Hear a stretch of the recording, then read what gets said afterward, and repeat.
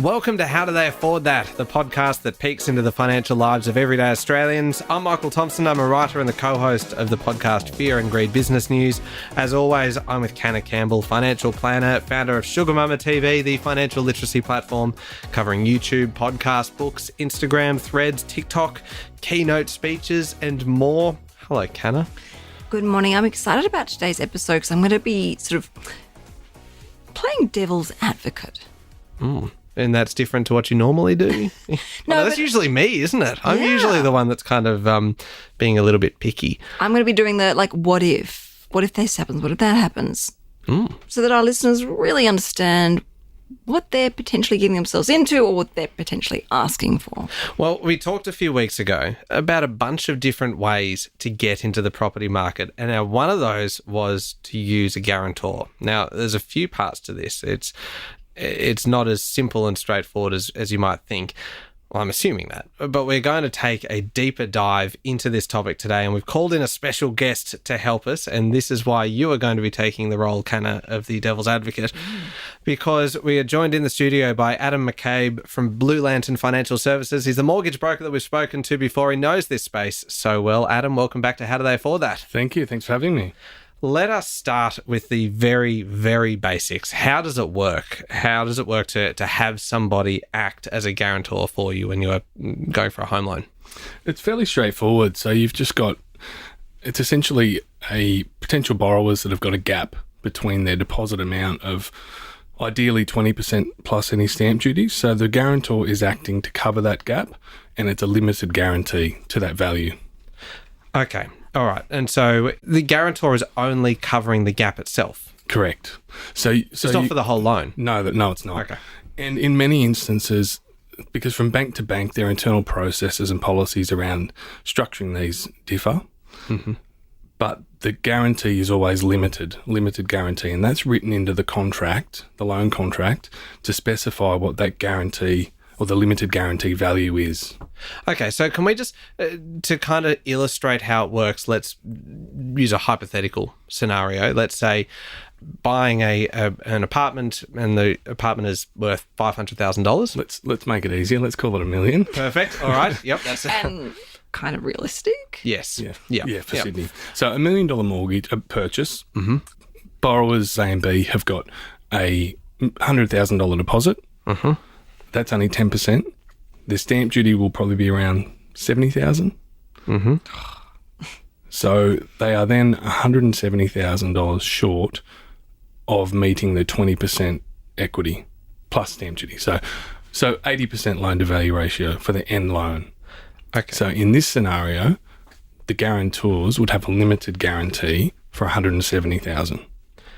Okay. And so that is because they only had a 10% deposit. Correct. And then they also have to pay the stamp duty, which is added on top of the overall price. So in the end, the total purchase price is $1.07 That's right. million, of which they are only able to supply $100,000 themselves. And so in order to get to that 80%, figure, the 20% figure essentially, in order to avoid paying LMI. Yeah, okay. No. That they then need somebody to guarantee that gap. That's right. The $170,000 gap. Correct. In there. Okay. So within the loan contract, the loan that the borrowers would be taking out would be $970,000. And of that, $170,000 is the limited guarantee. So the limited guarantee is the risk for the guarantors. It's that value that the bank have security over and can enforce. So most people use this scenario for the sort of mum and dad and adult children to help them get their foot in the door with the property market. Is it restricted to that, or can you use it for other family members like nieces and nephews, or even for like godchildren, goddaughters, godsons, or immediate family? Immediate family only. So you've got parents, step-parents, siblings. So you can't do this for friends? No. Is that actually a rule, or is it just kind of what is generally accepted? No, that's the policy. So it is absolutely restricted to that, because Kenna's going to play devil's advocate later, and this is part of the reason that when things go wrong, it can go horribly wrong. So that's why it's limited to direct family, immediate family. Okay, and so then assuming then that we are talking, in most cases, it is going to be parents with adult children then? Would that line up with what you see mostly? I don't see any other. Okay. All right. Well, let's just assume that that's the general kind of situation. Is it typically parents then who have paid off their home in full? Is that kind of who this is most suited to? In terms for the guarantor's purpose, ideally. Yeah. We do see parents with a small mortgage and they're providing guarantees and they're comfortable to do that. Generally, they've got a lot of equity in their property, so they're comfortable. Yep. And in most situations, being as a broker, but also the bank to approve the guarantee, they want to see that the parents are in a stable financial position as well and prepared for retirement, so that if the loan went wrong, they're not put in financial hardship. So this kind of gets into then the eligibility criteria for someone to be accepted as a guarantor by lenders, and it would be that they have to have either paid off the home or only have a very small amount owing on it, and have a stable financial environment. Ideally, but again, it depends on circumstances. You know, if you've got, say, parents live in a $500,000 home and have a $50,000 mortgage, but they're in that market, that is a average house price, then if they've got no other assets, then they're borderline of whether they're acceptable. All right. Most likely would be, but the amount that they'd be providing a guarantor for would be limited by that equity, depending on where their kids are trying to buy. So is there a maximum then to the amount that there's a ratio kind of as to how much they need to have of equity built up in their own property before that they can go guarantor on an equivalent level? Yeah, so just to go back one step, so it's mainly the major banks here that are doing the security guarantees. The smaller lenders aren't in that competitive range. Most of the banks have got the same policy. I'd say 70% loan-to-value ratio is the maximum that any bank would allow when doing a guarantor loan. Okay. However, that is the overall exposure on the parent's property, but most of the time the guarantee has a limit of 50% of the guarantor's property value. So they don't want to go over 50% of that property for the guarantee. And that would be pretty rare that you're doing that. I love that you were able to summarise it so much more succinctly than I was able to ask the question. Like, I made it sound so confusing in the way that I put it to you, and you answered it in 2 sentences. Well, it can get confusing because when you think about especially if I'm involved. Yeah. Well, when you think about the parents, if they've got a mortgage, then what limit, how much can they, lend against as a guarantor? It can get tricky, particularly if, as I said, if the parents are, say, living in regional New South Wales, the average value of properties out there is much less than in the city. If their kids are trying to buy in the city, that throws the scales out of whack. Okay. Now, one of the obvious benefits for adult children doing this is having a guarantor means they can potentially avoid mortgage insurance, which is expensive, and so I would sometimes say sometimes it's a necessary expense, but if it can be avoided, it's a great savings because it can be expensive. Dead money. I was trying to say that in a polite way. What are other benefits in doing this? Like, can you potentially access economies of scale and get a cheaper interest rate, or like, are there other potential savings behind this? The most obvious one, there is the interest rate. Mm-hmm. Most banks, all banks, have got interest rates which are weighted based on your loan to value ratio. So the lower the LVR, the better the rate. So if you're avoiding LMI, then you're getting 80% or below loan to value ratio. We'll get you a better interest rate than with mortgage insurance. Wow. It lowers the risk for the bank, so they put you in a lower interest rate category.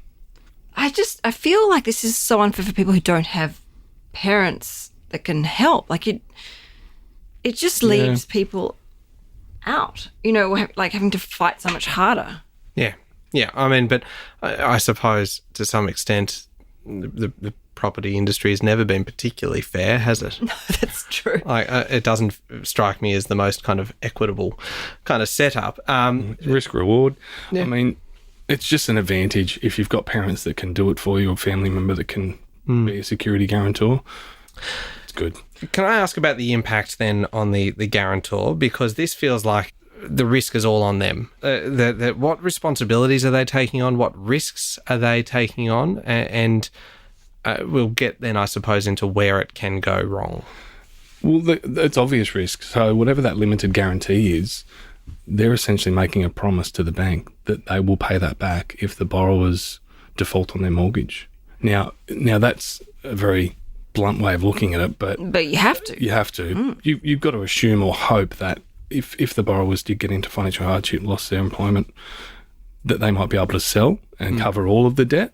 It would only be in a downturn of property prices that would go the other way against them, really. But at the end of the day, the guarantors are guaranteeing that loan, so they're open to the enforcement. Yeah. The clue is in the name there, isn't it? Which is why it's important for the guarantors to understand up front, and they have to sign documentation, in many cases get independent legal advice to confirm that if they are saying if the borrowers fail, they can comfortably pay the loan, service the loan, or they're responsible for it. What happens if you've got, say, 3 children and all 3 want to get their foot in the door of the property market and they're saving away? What do you have to pick one? You just tell them to wait. Pick a favourite. Have 3 or 4 properties.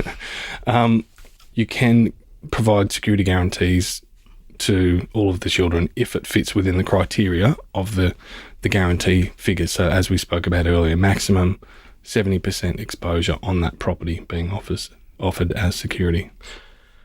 All right. It's such a meaty kind of topic, this one, isn't it? And it's such a fascinating thing, and hanging over you the whole time is this kind of scenario of what happens if everything goes wrong. I do want to get into that in a little bit more detail and talk about kind of exit strategies and what does happen if the borrower defaults on the mortgage, and also the long-term impact on the guarantor in terms of the potential for them to get other loans and things as well. We'll take a quick break and come back and dive into some of those parts.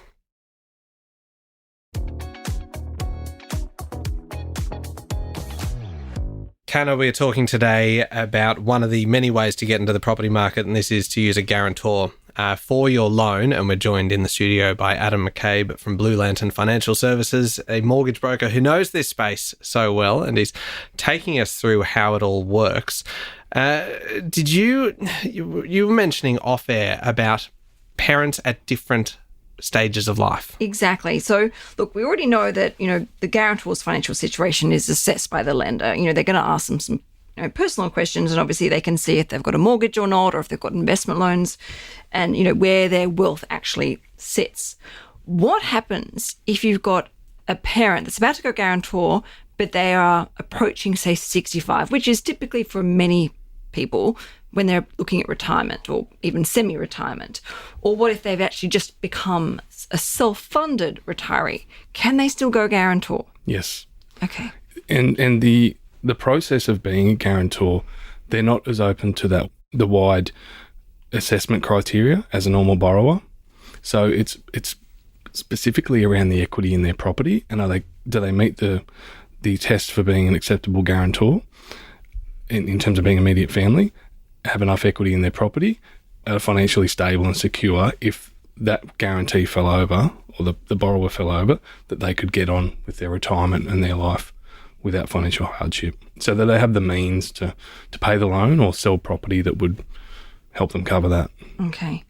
What about the duration of the guarantee? How long are these agreements typically for? Are they tied to it for the life of the mortgage overall, or is there a point at which that chunk that was guaranteed by the guarantor can then be absorbed back into the individuals? Goodness me, my questions are long-winded and wordy, aren't they? But do you know what I'm trying to say here? Yeah. It's look, when the loans are written, they're a 30-year loan term. Yeah. So if the borrower is meeting all of their obligations under that contract, then the guarantee could stay in force for as long as that loan is in place.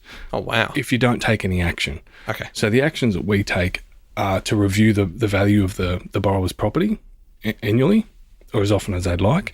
Once we get a valuation that is high enough to cover that 80% loan overall, we look to discharge the guarantor. And does that involve refinancing the loan itself? No, not well, internally or externally. So you could look at it 2 ways.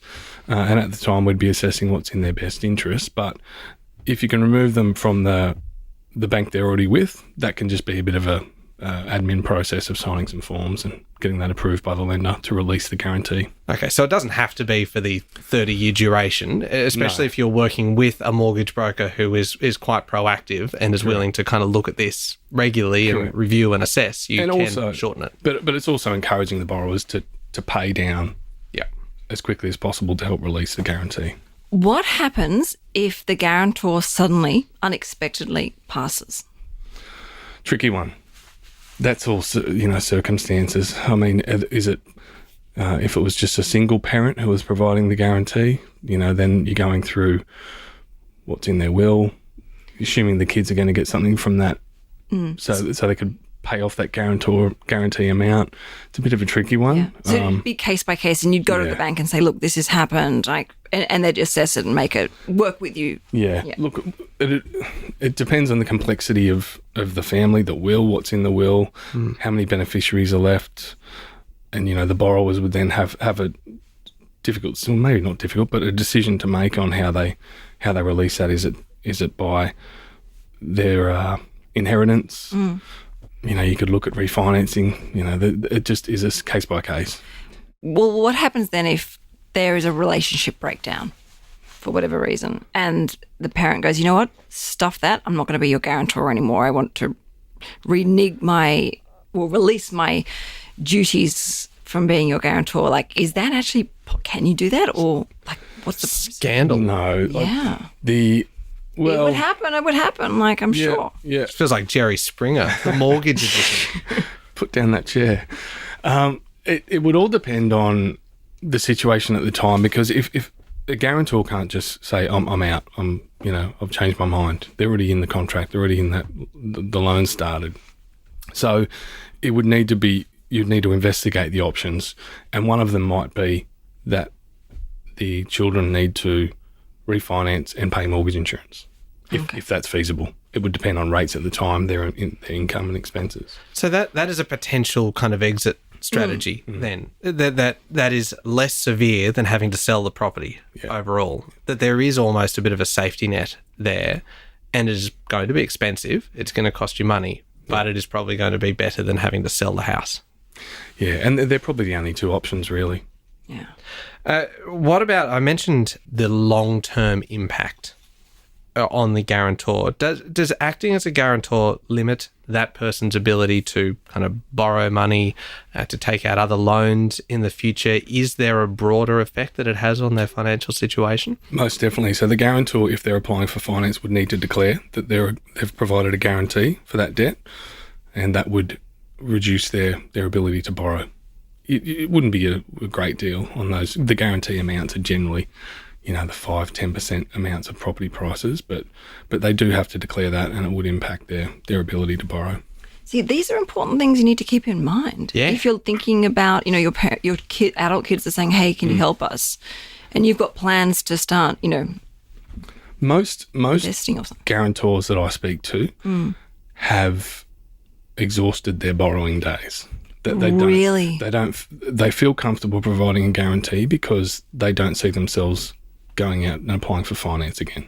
Okay. And that's one of the questions I like to ask to get an understanding, because the last thing I want as well is to take on a problem that, the guarantors, and another part of the process with the bank is ensuring that the guarantors aren't under duress by the children or the borrowers and being forced into this. Yeah. Which would be, I don't want to say common, but it would happen. Yeah.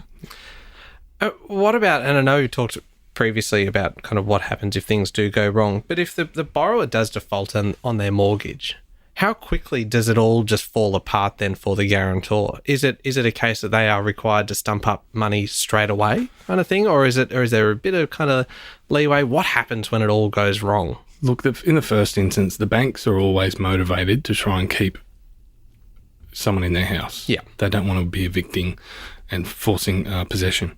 So generally you're giving at least 90 days to sort your affairs out, to try and get in. You could apply for financial hardship, get on top of things, come back and get your loan payments in order. Yeah.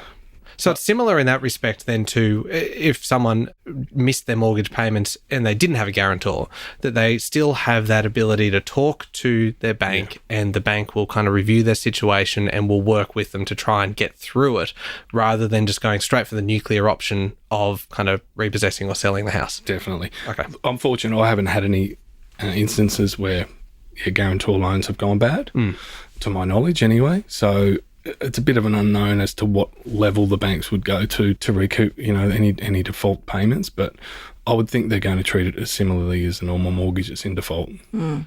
I have one more from me, and this is probably quite niche, but does using a guarantor affect first home buyer grants? No.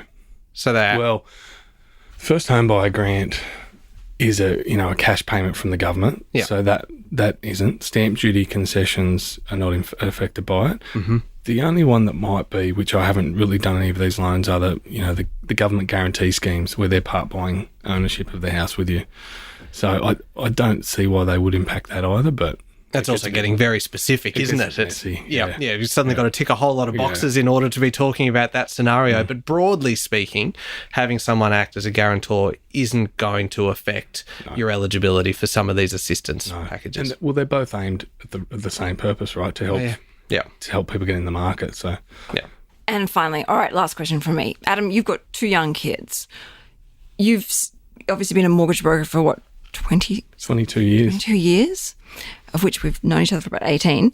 What is the advice you'd give your future self as a parent that wanted to look at doing this for your children?